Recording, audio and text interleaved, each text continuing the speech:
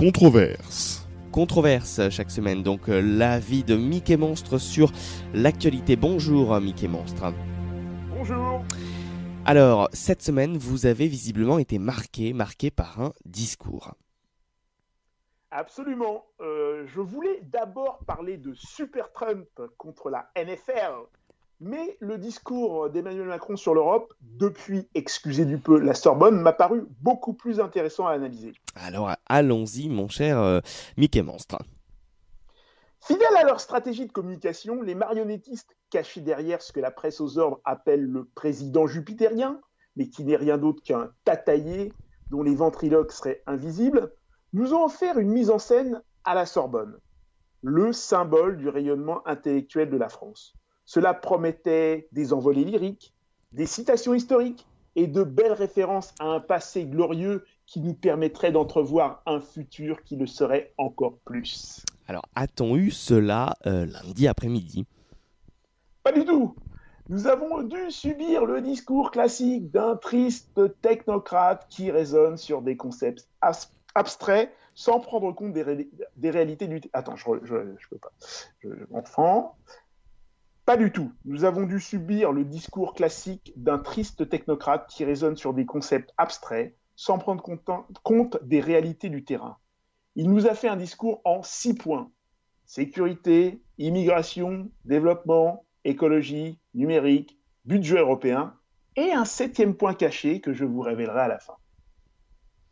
Alors, par où commencez-vous ? Par la sécurité. Emmanuel Macron a proposé de renforcer l'Europe de la défense et de la sécurité en créant une force commune d'intervention européenne, un budget de défense commun et une doctrine commune pour agir. Mais pour cela, Monsieur le Président, il faudrait que l'armée française, première armée européenne, soit forte et que le Président ne lui ampute pas son budget. Il faudrait aussi être indépendant et les armées doivent de plus en plus acheter à l'étranger des pièces détachées que l'on ne fabrique plus en France.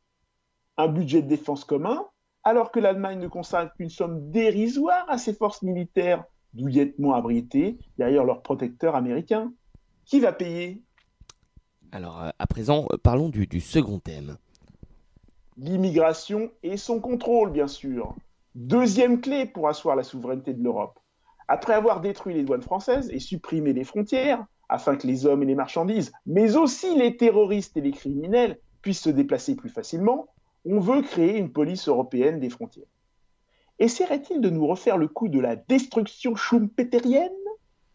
L'échec crasse de Frontex, qui aide plus les migrants à venir qu'à les repousser, ne peut plus être caché, poussant bon nombre d'Européens à voter pour les partis anti-immigration économique sauvage, sous couvert d'aide humanitaire et de droit d'asile. Pour reprendre la main, M. Macron veut nous créer un Frontex géant qui n'arrêtera pas l'immigration, mais la valorisera encore plus, car c'est le but des gens derrière lui, et notamment de Jacques Attali. Troisième thème à présent de ce discours d'Emmanuel Macron à la Sorbonne. Le développement, c'est pour lui la troisième clé de la souveraineté. Il reposerait sur l'éducation, la santé, l'énergie. Et là, sourire. Mon petit Emmanuel, n'aurais-tu pas bradé dans des conditions plus que suspectes Alstom Énergie à General Electric, un fleuron français ? Macron relance l'idée d'une taxe sur les transactions financières à l'aide au développement. Encore une imposture qui ne verra jamais le jour car les grosses institutions financières s'y opposeront. Il appelle également à la création d'un programme européen pour stimuler les voitures propres. Personnellement, j'adore cette mesure.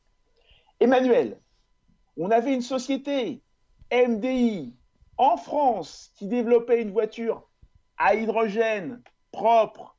Cette société est maintenant au Luxembourg. Chers auditeurs, allez voir sur www.mdi.lu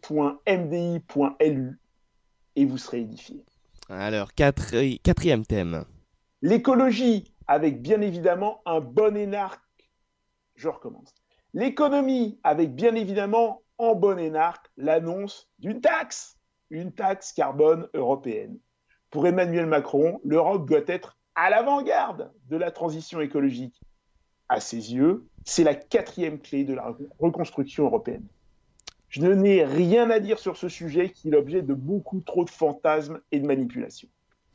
Alors, 5e thème. Le numérique. Un passage obligé si l'on veut paraître moderne. Mais en parlant de taxer les GAFA, ce qui n'arrivera jamais, et de la création dans 2 ans, une éternité dans le monde numérique gouverné par la loi de Moore, le nombre de transistors par circuit de même taille double à prix constant tous les 12 à 18 mois. D'une agence de l'innovation de la rupture en bonne et arc, on voit bien que ce monsieur et son équipe n'ont rien à proposer de ce côté. 6e thème. Le budget européen. Pour lui, l'Europe doit être une puissance industrielle et monétaire. C'est la 6e clé de la souveraineté. Mais avec quoi les Européens qui vieillissent, s'appauvrissent et sont endettés jusqu'au cou vont-ils payer ce budget? La taxe sur les géants du numérique pourrait, selon lui, nourrir un budget plus fort au cœur de la zone euro. Prévoir des recettes sur des choses qui ne se feront pas, cela ressemble bien aux élucubrations d'un énarque en délire. Qu'en dire? Rien malheureusement. Quel est donc, Mickey Monstre, le 7e point caché dont vous vouliez nous parler en début de chronique?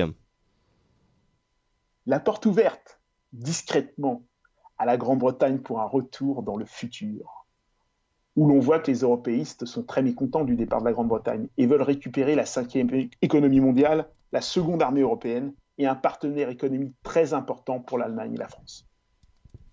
Pour conclure sur ce discours de la Sorbonne. Un discours ennuyeux, plein de mots, paroles, paroles, paroles, chantait Dalida, pour nous dire qu'Emmanuel se verrait bien président de l'Europe et que rien ne va changer. Il y aura plus d'immigration, plus d'impôts, plus de chômage et plus de pauvreté. Nos ventriloques marionnettistes sont complètement à la rue, se foutent du peuple et ne pensent qu'à garder le pouvoir contre lui. En attendant la 3e guerre mondiale, portez-vous bien et à la semaine prochaine.